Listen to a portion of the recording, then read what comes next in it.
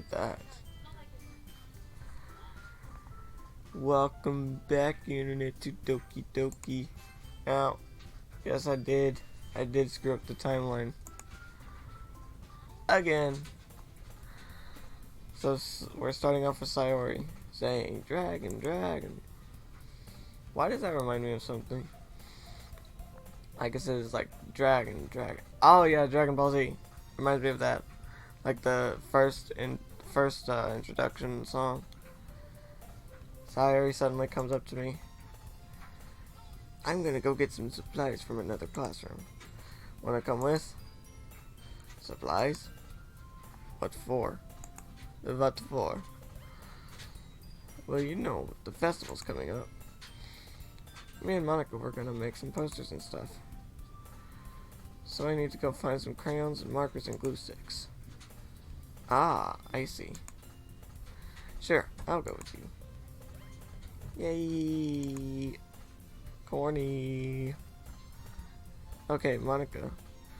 We'll be back soon. Ah, are you going with Dragon to get some supplies?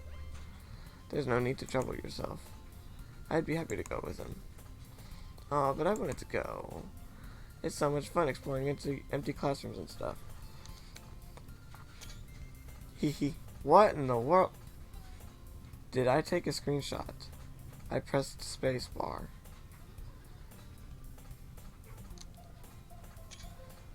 Okay, spacebar does that. Okay. Okay. I've got to delete those later. It was just a suggestion. It didn't do that in the last video. I just pressed spacebar in the last video and it didn't take screenshots. I don't know what's going on. See if you can find poster paper too, okay? Okay. Okie dokie. Ready, dragon? Yep, let's go. Let's go, Sayori. Sayori and I exit the club room. I follow behind as Sayori hums and skips around the hallway. So yeah, I was going back to the same timeline, or trying to anyway. Trying to get back to the same place I was. But it wasn't working out. I would always find myself here, and I'm like, oh, so I had to stop when Monica gets in the room.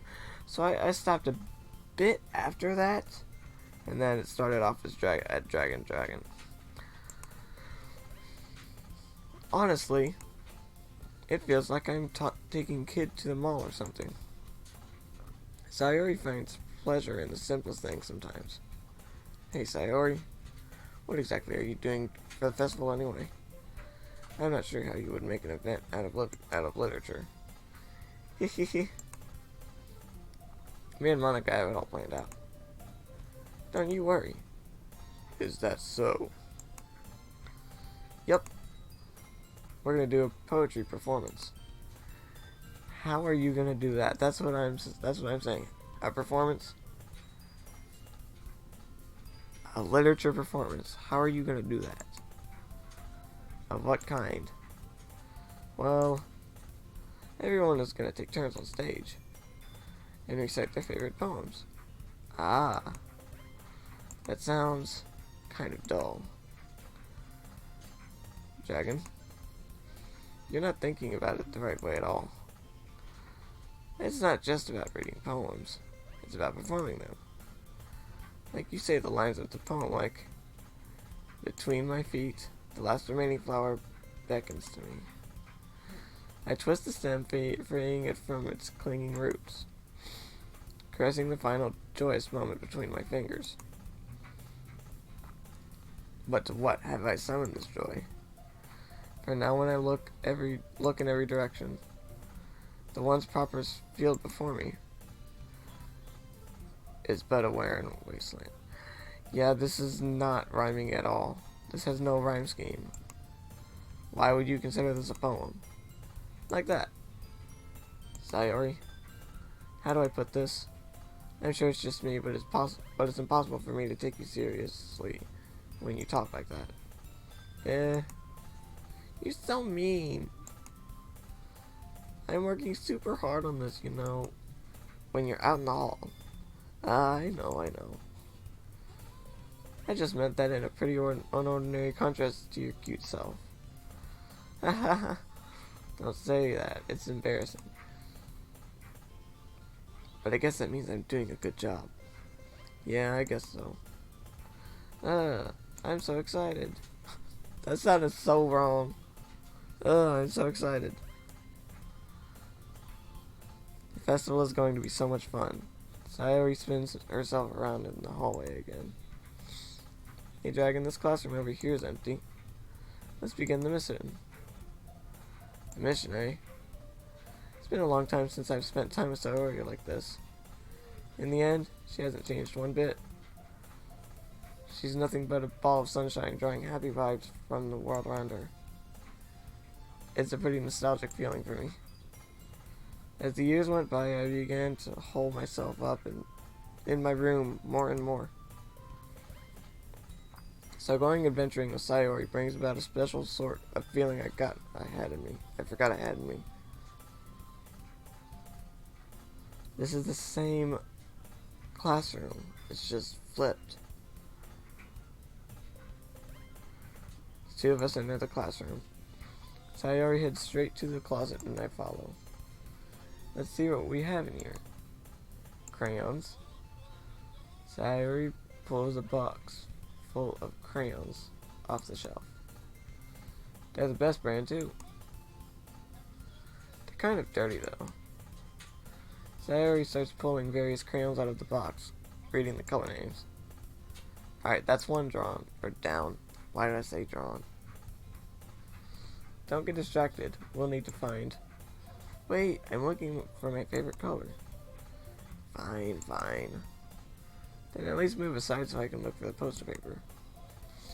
Ah, I dropped one by accident. What? No, what smacked her? Yeah. Sayori bends over and smacks her forehead right. Oh. Ouch. She falls to the floor and crayons spill all over her lap. Ow. You okay? My forehead. Sayori clutches her forehead. Jeez, Sayori. That's just like you, isn't it? Come on, let me see. Since Sayori's sitting on the floor, I grab her by the waist and pull her out of the closet. You have to move your hand, Sayori. But it hurts. Just do it for a second. She looks the same to me. Sayori slowly releases her hands from her forehead. I gently brush her bangs to the side. Ow. Sorry. There's a huge red mark on the center of her forehead. I don't think that's a red mark. Don't know. A bump is starting to form as well. That must be what that is. And that's gonna swell up. I should find you some ice. Dragon? Where would I even find ice around this time? I guess a cold drink would do. You don't have to. I'm fine with looking like a unicorn. Even wincing from the pain, Sayori makes a silly joke. Ugh. What are you saying? I'll be right back, okay? Oh, okay. I pat Sayori on the shoulder and run out into the hallway. I relocate the nearest vending machine. What should I get? It doesn't really matter since it will be used as an ice pack rather than to drink. But I know Sayori likes apple juice, so I purchased that one. In just a moment, I'm already returning to the classroom where I left Sayori. And she's gone. Oh, she's still right there, doing the same thing. She has one palm on her forehead and is using the other hand to clumsily scoop crayons back into the box. At least they were already in the wrong spots before I spilled them. Sayori, here. What kind of apple juice container is that? It's in like a plastic bottle. Oh, I didn't get to read that. It's nice and cold. I was gonna say history and look at it, but that'd be a waste of time. Sayori opens the cup and starts drinking from it. Sayori, what are you doing? It's for your forehead, idiot. Sorry, I forgot. How do you forget it's for your forehead? How? How hard did you hit your head? Sayori places the bottle against the bump on her head. It stings. Just bear with it. It'll be better soon. Looks like you cleaned up most of the crayons, so that's good. Hey, Dragon. This kind of reminds you of growing up, doesn't it? What do you mean? You know how we used to play outside all of the time. I would always try to keep up with you. You were kind of oblivious in some ways. Just like I usually fell behind or had trouble climbing the things you did. But sometimes when I tried to do things I couldn't, I would get myself hurt. I'd fall and scrape myself, or get a bump. And I would start crying really hard. Huh. And you would rush over as quick as you could. You would try really hard to get me to stop crying. It was almost like you blamed yourself, and you were afraid of getting in trouble if someone found out. Even though it wasn't really your fault at all, you know. Did I really do that? Yeah, you don't remember? Come to think of it, maybe I do remember a bit. I guess I was always so focused on my games that I didn't pay enough attention to you. So in a way, that's my fault. Kind of like this time too. If I wasn't rushing you into the closet, you probably wouldn't have hit your head.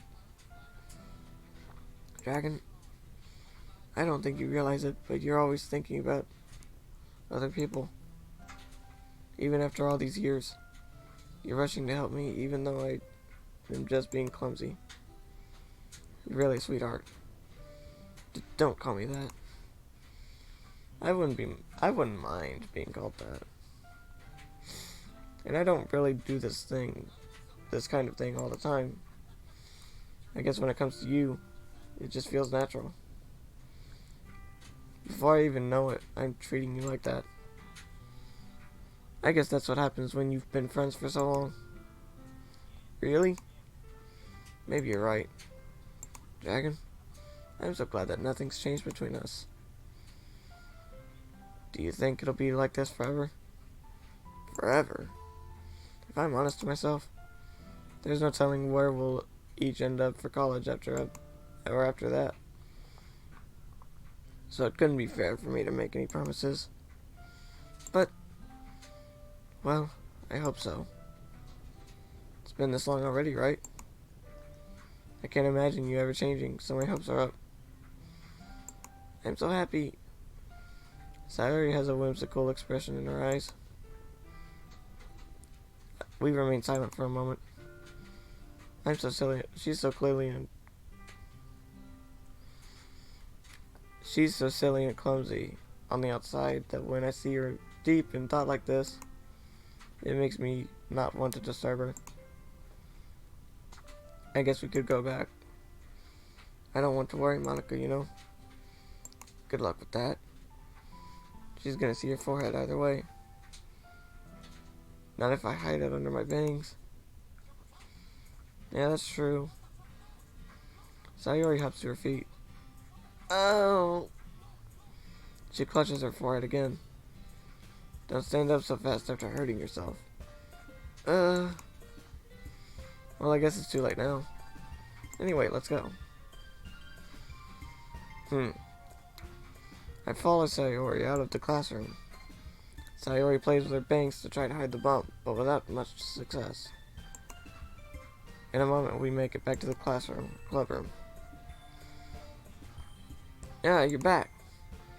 Good timing. I was just about ready to start sharing our poems. Yes, Sayori, your forehead. She's fine, don't worry about it. I was playing with the crayons and smacked my forehead into the shelf. Well, anyway. Were you able to find everything we needed? I have it right. Sayori frantically glances around herself. I forgot all of the stuff. Calm down, Sayori. I have it all right here. I found the poster paper too. Sounds like you ended up doing all the work,